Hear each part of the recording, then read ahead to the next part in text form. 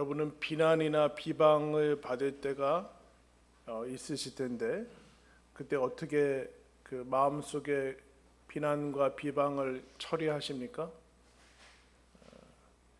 처리하지 못해서 여러분 심지어 목숨을 끊는 분들도 있죠. 그래서 언제서부터는 인터넷 포털 사이트의 연예인란에서는 댓글을 달지 못하게 여러분 해놨습니다. 그 말이 댓글이 그냥 댓글 정도가 아니라 마음에 받아들이면 모든 어떤 것도 감당하지 못하는 그 자기 존재의 가치를 다 흔들어 버리는 그런 부정적인 영향도 미치는 것을 봅니다. 그러니까 비난이나 비방을 받을 때 그것을 처리하는 그 나름대로의 내면의 그 방식들이 있어야 되는데 어렵죠, 여러분, 그죠? 어른 우리가 아무리 나이가 들어도 거기에는 익숙해지지 않는데 그래도 나이가 들면은 조금씩 이제 굳은 사이도 생겨서 좀 지나는데 우리 자라나는 아이들이나 특별히 이제 청년들은 아주 감당하기 어려운 그런 것을 이제 봅니다. 그래서 마음은 단단하게 인생은 유연하게라는 그 이제 책에 보면 거기 이제 정신과 전문의가 우리 학생들의 상담하면서 비난을 대처하는 방법 세 가지에 대해서 이렇게 얘기해 줍니다. 첫 번째, 사람들은 아무 생각 없이 남의 이야기를 잘한다. 그런 것을 알아야 된다. 여러분 중요한 게 뭘까요? 아무 생각 없이. 대단히 큰 뜻이 있어서 그런 게 아니라 사람들은 아무 생각 없이 남의 이야기, 나도 포함이 되죠. 내 이야기도 그렇게 아무 생각 없이 할 수 있다라는 사실을 좀 먼저 알 필요가 있다. 좋은 얘기든 나쁜 얘기든 그게 인간의 본성 중에 하나다. 근데 어려운 이야기들이 있죠. 근데 두 번째는 그 중에서도 어딜 가나 이상한 사람은 있다. 그 정신과에서는 10% 정도가 보통 아주 힘든 성격 장애를 가지고 있다고 하고 요즘에는 여러분 흔히 더 심한 정신질환을 앓고 있는 사람도 많으니까 우리가 감당하지 못하는 그러니까 우리의 이해 범주를 넘어선 사람들이 분명히 있다라는 사실도 알아야 된다. 세 번째는 자기를 비방하고 비난하는 사람들의 말에만 기울이지 말고 자기를 이해해 주는 그런 사람들이 있지 않습니까? 그 사람들과 함께 교제하면서 지내라. 그렇게 이제 세 가지 정도로 얘기를 합니다. 여러분은 어떠십니까? 비난과 비방과 세상의 여러 가지 공격들이 올 때 어떻게 해나가는가? 오늘 말씀 보면은 예수님이 제자들한테 세상에 살 때 어떻게 살아야 되는가를 이제 파송하면서 주시는 말씀이 계속되고 있는데 지난 시간에 지혜롭고 순결하라 라는 말씀을 주셨습니다. 오늘 말씀에는 24절 먼저 보겠습니다. 제자가 그 선생보다 또는 종이 그 상전보다 높지 못하나니 제자가 그 선생 같고 종이 그 상전 같으면 조카도다. 집주인을 바알세불이라 하였거든 하물며 그 집 사람들이랴. 세상의 대접이 먼저 알아야 될 것은 세상에 예수님이 선생님이고 예수님이 주님이시고 주인이신데 제자가 선생보다 높지 않지 않느냐. 그리고 종이 상전보다 높지 않은데 그 주인과 상전인 예수님이 유대인들한테 이 세상의 사람들한테 어떤 대접을 받았는가? 바알세불은 뭐였어요, 여러분? 귀신의 왕. 그 앞에서 예수님이 치유하고 기적을 일으키실 때 사람들이 와서 뭐라고 그랬는가? 특별히 이제 율법의 지식이 있는 사람들이 귀신 들렸다 그랬어요. 귀신의 왕 가지고 귀신들끼리 서로 수요한다 이렇게 얘기했습니다. 그 무슨 얘기인가? 예수님한테 미쳤다 그랬던 거예요. 귀신 들렸다. 예수님이 하나님의 아들이시고 메시아시고 정당한 아주 칭찬받아 마땅한 일을 했는데 사람들은 계속해서 비난하고 비방하고 우리가 알다시피 나중에는 제자들도 다 배반하고 십자가에 못 박아 죽입니다. 예수님은 이것을 어떻게 감당을 하셨을까? 자폭하셨나? 아니면 내면에서 분노를 폭발하셨나? 어떻게 하셨을까? 그 예수님이 첫 번째 얘기하는 것은 제자들한테도 너희들도 세상은 이와 같을 것이다. 그런 얘기를 하십니다. 어떤 그러니까 초현실, 실제로 있지 않은 비현실적인 감각이나 이상주의를 가지고 너희들은 지금 천국 속에서 사는 것도 아니고 이 세상 속에서 살아가는 것을 얘기합니다. 그래서 예수님이 기준이신데 예수님 정도의 대접을 받으면 맞다, 족한 것이다, 자연스러운 것이다, 그렇게 여러분 예를 합니다. 여러분 우리나라는 그 정도는 아니죠, 그죠? 예수님 믿는다고 해서 그 정도 뭐 점점 나빠지긴 하지만 이 정도는 아닌데, 근데 그것이 왔을 때 그런 자연스러운 것이다, 너희들이 이상한 것은 아니다. 더 나아가서 그런 얘기를 하는 거죠. 그 소리가 너의 진가를 나타내는 것은 아니지 않느냐. 그러니까 세상이 너희들한테 예수님한테 바알세불이라고 해서 예수님이 귀신이 아니잖아요. 마찬가지로 너희들이 세상에서 어떤 사람이 어떤 소리들이 너희들이 들릴 때 그것은 정당한 진짜 평가는 아니다라는 사실을 먼저 알고 있어야 된다. 그 평가가 진짜라고 자꾸 마음에 연연을 하고 거기다 두면은 세상은 살아나갈 수 없다. 그러나 어쨌든 예수님은 과연 이것을 어떻게 견디셨는가라고 할 때 그것은 두려움의 문제다라고 얘기를 해요. 두려움의 문제. 그래서 26절에 이렇게 말씀합니다. 그런즉 그들을 두려워하지 말라. 감추인 것이 드러나지 않을 것이 없고 숨은 것이 알려지지 않을 것이 없느니라. 내가 너희에게 어두운 데서 이르는 것을 광명한 데서 말하며 너희가 귓속말로 듣는 것을 집 위에서 전파하라. 이 땅이 전부고 끝이고 내가 하는 것이 다 모르고 뭐 드러나지 않으니까 악을 행하고 막 하는데 그렇지 않다. 모든 것은 다 드러나게 돼 있다. 너희가 하나님의 자녀인 것도 드러날 것이고 세상의 악도 다 하나님 앞에서 드러날 것이다. 그 허무한 것들이 다 지나가게 될 것이다. 다 지나가게 될 것이다. 그들의 악도 다 지나가게 돼서 하나님 앞에 드러나게 될 테니까 그들을 두려워하지 말아라.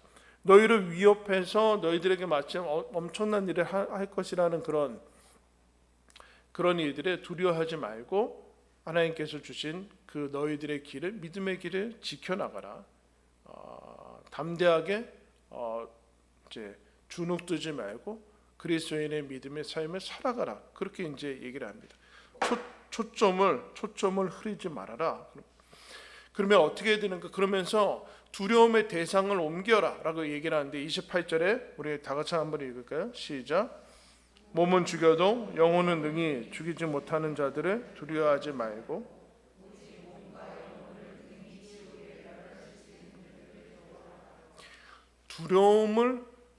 두려워하지 말고 두려워하라라고 얘기하고 있어요.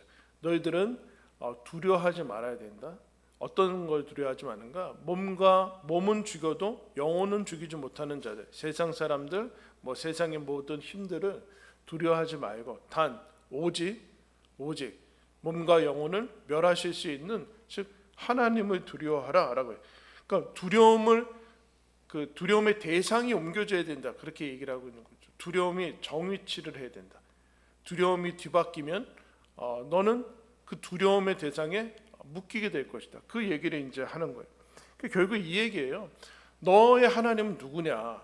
그러니까 여러분들이 두려워하는 것들이 있을 텐데 그 목록들을 한번 보고 그 근거에 보면은 그게 여러분들이 섬기고 있는 우상일 수 있어요. 우상.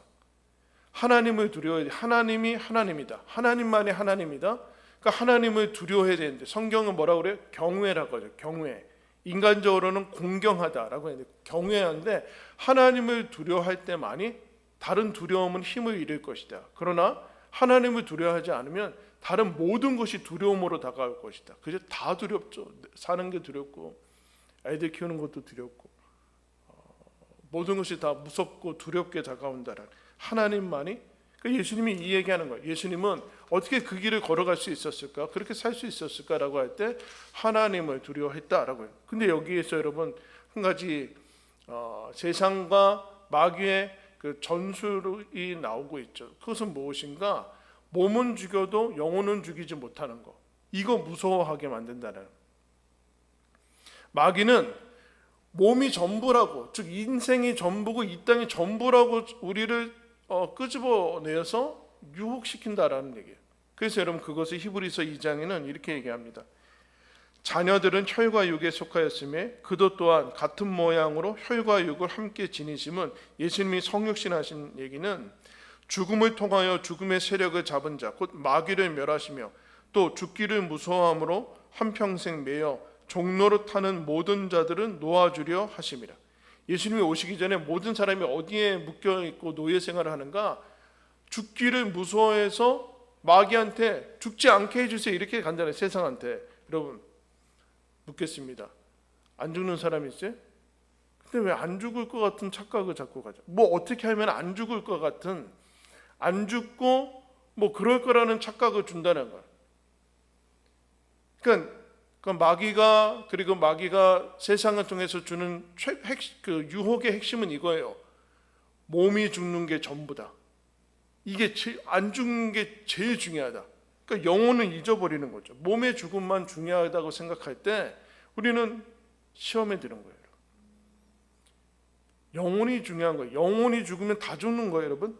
몸은 죽는다니까요. 어차피 100년 안에 몸은 죽는데 마치 이것이 전부인 것처럼, 제일 중요한 것처럼 그 마귀가 오기는 이런 얘기예요. 마귀가 먹고 살게는 해줄게 이런 거예요.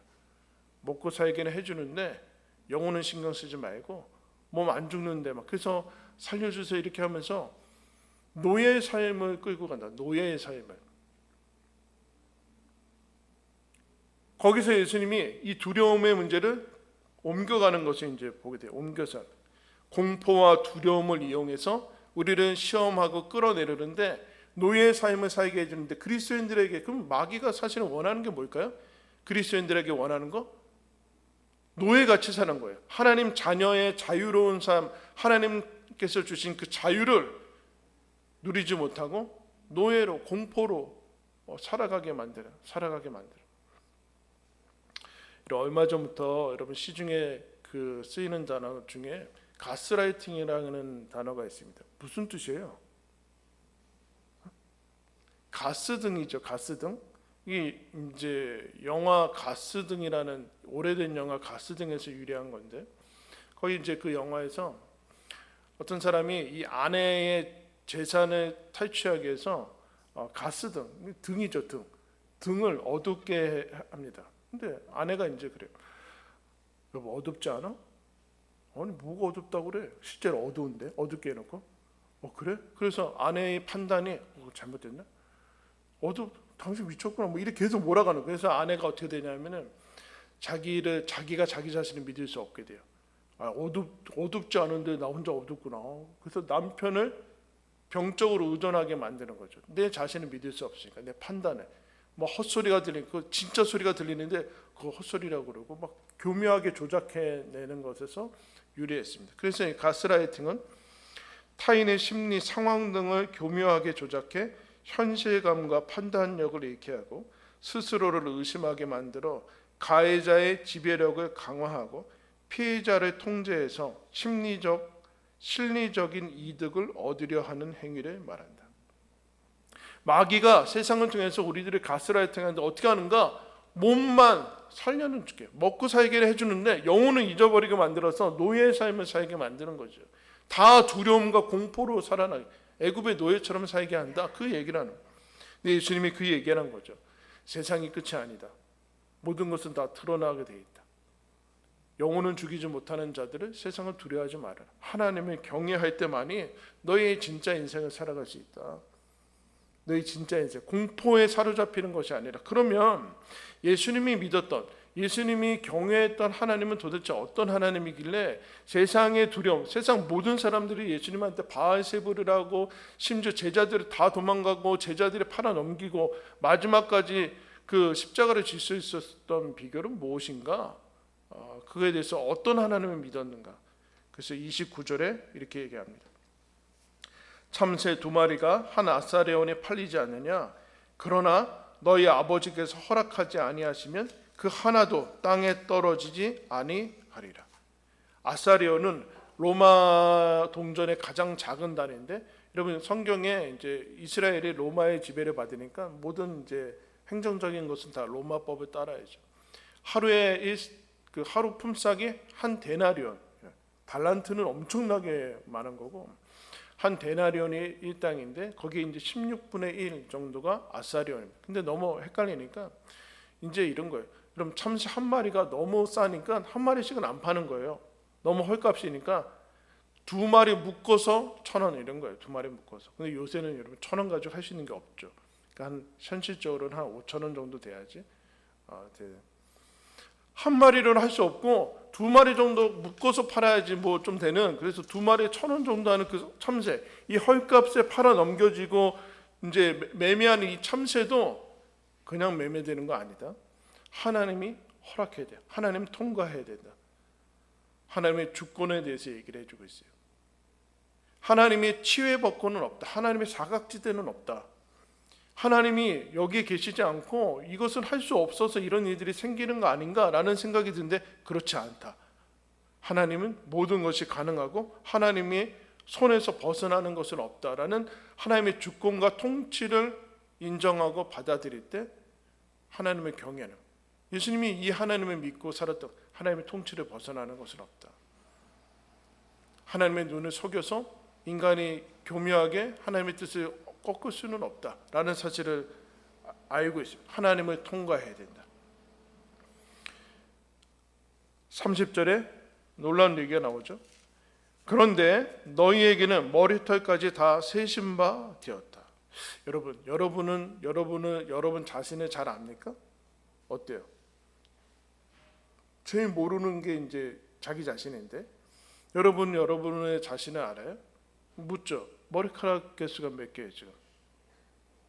하루에 어제 몇 개 빠졌어요? 제가 찾아봤어요. 보통 사람이 8만 개에서 10만 개, 어떤 사람들은 10만 개에서 12만 개 정도의 이제 머리카락 수를 가지고 있다. 여러분 다음 주에 오실 때 제가 상을 걸겠습니다. 가족끼리 서로 머리카락 개수를 세서 다음 주에 알려주시면 진짜 큰 상을 가족끼리는 해줄 수 있잖아요. 그것도 못해죠? 10만 개 한번 세보세요. 하루에 머리카락이 이제 수명이 3, 4년이라는데 하루에 한 50개에서 70개 정도 빠진대요. 그 이상 빠지면 이제 탈모로 진행이 되는 거죠. 한 달 만에도 한 2,000개 넘게 빠지는 거예요. 근데 하나님께서 비유를 들고 있어요. 너는 너를 잘 아느냐? 모르는 것은 우리에게 여러분 불안과 두려움의 대상이죠. 미래는 두려움과 내일 일이 어떻게 되고 내가 어떻게 되고 하는 것이 불안과 공포로 다 다가오는데 하나님께서 뭐라고 하시는가? 나는 너희 머리카락 숫자까지도 다 안다. 나는 너희를 잘 안다. 나는 너희들을 그 정도로 세심하게 보살피고 있다. 그런 얘기를 해주고 있어요. 그러니까 하나님께서 우리가 하나님에 대한 감각을 자꾸 잃어버려요. 하나님이 내 정도 수준, 인간 정도의 수준으로만 자꾸 생각하니까 그 하나님을 믿으면서도 우리의 불안과 이 두려움을 넘어서지를 못하는 거죠. 근데 예수님이 어떻게 그럴 수 있었을까? 하나님은 참새 두 마리도 하나님 허락이 있어야 되는 것이고 하나님 통과의 주권이 있으시고 하나님은 나를 이 정도로 세시하게 보살피신다. 그래 여러분 성경 한 군데 찾겠습니다. 시편 139편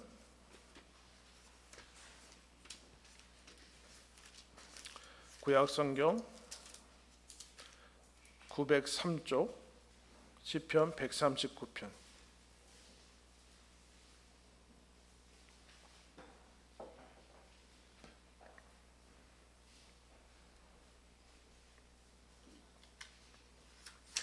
시편 139편 1절부터 하나님이 어떻게 아시는가? 이거 이렇게 얘기해 주고 있어요. 여호와여 주께서 나를 살펴보셨으므로 나를 아시나이다. 시편 139편입니다. 뭘 아시는가? 주께서 내가 앉고 일어섬을 아시고 멀리서도 나의 생각을 밝게 아시오며 나의 모든 길과 내가 눕는 것을 살펴보셨으므로 나의 모든 행위를 익히 아시오니 여호와여 내 혀의 말을 알지 못하시는 것이 하나도 없으십니다. 하나님은 모든 것, 심지어 뭐라고까지 얘기하는가? 7절에 내가 주의 영을 떠나 어디로 가며 주의 앞에서 어디로 피하리이까? 내가 하늘에 올라갈지라도 거기 계시며 수월에 내 자리를 펼지라도 거기 계시나이다. 내가 새벽 날개를 치며 바다 끝에 가서 거주할지라도 거기서도 주의 손이 나를 인도하시며 주의 오른손이 나를 붙드시리이다. 내가 혹시 말하기를 흑암이 반드시 나를 덮고 나를 두른 빛은 밤이 되리라 할지라도 주에게는 흑암이 숨기지 못하며 밤이 낮과 같이 비추이나니 주에게는 흑암과 빛이 같음이니이다. 주께서 내 내장을 지으시며 나의 모태에서 나를 만드셨나이다. 내가 주께 감사함은 나를 지으심이 심히 기묘하심이라. 주께서 하시는 일이 기이함을 내 영혼이 잘 아나이다. 내가 은밀한 데서 지음을 받고 땅의 깊은 곳에서 기이하게 지음을 받을 때 나의 형체가 주의 앞에 숨겨지지 못하였나이다. 내 형질이 이루어지기 전에 주의 눈이 보셨으며 나를 위하여 정한 날이 하루도 되기 전에 주의 책에 다 기록이 되었나이다. 하나님이여 주의 생각이 내게 어찌 그리 보배로우신지요 그 수가 어찌 그리 많은지요. 내가 어둠과 환난과 흑암 속에 하나님이 여기 안 계실 것 같아 라고 할 때 하나님 그는 흑암과 빛은 똑같다. 내가 너를 지었을 때 넌 태어나기도 전에 이 땅에 만들어지기 전에 내가 너를 보았고 인생이 시작되기 전에 내 모든 날은 하나님의 책에 기록이 되었다. 이런 상상할 수 없고 우리의 이성으로는 이해되지 않는 말씀입니다. 그런 무슨 얘기를 하는가?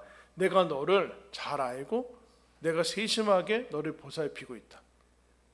너에게 일어나는 하나님이 안 계셔서 생겨날 것 같은 이 세상이 천국 같지 않고 하나님 믿는 사람들에게 주어지는 인생이 같지 않은 어려움이 있을 때라도 그 하나님 통과하지 않고 거꾸로 다른 데서 온 것도 아니고 그럼 하나님이 나를 일부러 이렇게 괴롭히시는 거 그런 것도 아니고 하나님이 너를 전지하고 전능한 능력으로 너를 붙들고 있다. 너에게 유익이 될 것이다. 그러니까 두려워하지 말아라. 세상으로부터 오는 것 같은데 하나님께서 그것을 다스리고 계시다. 그러면서 하나님이 이런 얘기하는 거죠. 31절에 두려워하지 말라. 마태복음 32절에 너는 많은 참새보다 귀하다. 두려워하지 말아라. 하나님이 너를 돌보신다. 너는 많은 참새보다 귀하다. 무슨 얘기야? 너가 누구냐? 너가 누구냐? 세상 사람들이 얘기하는 너냐? 아니면 너가 스스로 생각하는 너가 너냐? 그게 아니라 하나님이 사랑하는 하나님의 자녀가 너다. 하나님의 아버지가 독생자를 주셔서 내어주시기까지 사랑하는 사람이 너고 아들 예수님은 자기 목숨 바쳐서 구원해낸 사람이 바로 너다. 여기에 너의 정체가 있다. 너의 자기 존재의 가치감이 여기에 있다. 다른 데 두면은 너는 모든 것이 공포스럽고 세상의 비난과 칭찬에 기복과 요동치는 삶을 살게 될 것이다. 근데 예수님이 거기에 흔들리지 않고 살아가는 이 모습들을 봅니다. 예수님이 어떻게 세상의 비난과 이 비방 속에서 하나님이 주신 인생을 살아갈 수 있었을까? 하나님이 나를 사랑한다.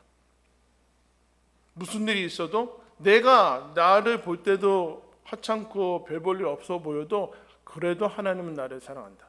그리고 여러분 그렇게 가시는 것이고 나는 귀중한 존재다. 그러니 두려워하지 마. 사랑만이 두려움을 내쫓을 수 있어요. 우리가 믿는 하나님은 공포의 하나님이 아니라 아들을 내어주신 하나님이에요. 그분을 두려워한다라는 얘기는 온전히 사랑한다는 그 얘기예요. 여기에 여러분 세상을 살아갈 수 있는 힘이 있죠.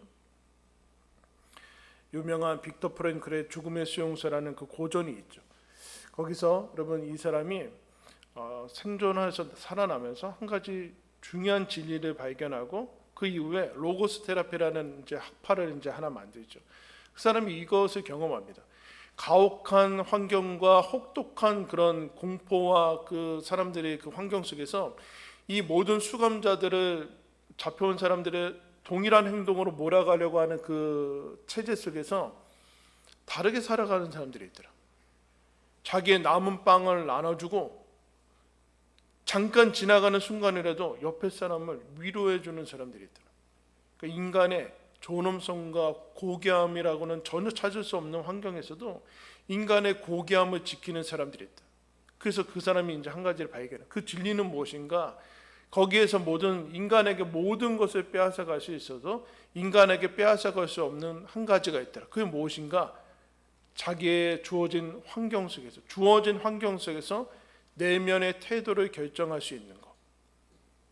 이 자유, 이 영혼의 자유는 그 누구도 빼앗아갈 수 없다. 빼앗아갈 수 없다. 인생의 의미와 목적을 있는 것으로 만들어가는 것. 내면의 자유, 빼앗기지 않은 영혼의 자유는 그 누구도 빼앗아갈 수 없다. 그렇게 해요. 여러분, 세상에 우리에게 뭘 빼앗아갈 수 있을까요? 믿음을 빼앗아갈 수 있습니까? 구원을 빼앗아갈 수 있습니까? 하나님 나라와 영생을 빼앗아갈 수 있습니까? 우리의 소망을 빼앗아갈 수 있겠습니까? 무엇을 빼앗아갈 수 있겠습니까? 생명을 빼앗아갈 수 있겠습니까? 있더라도 하나님이 다시 살리실 겁니다.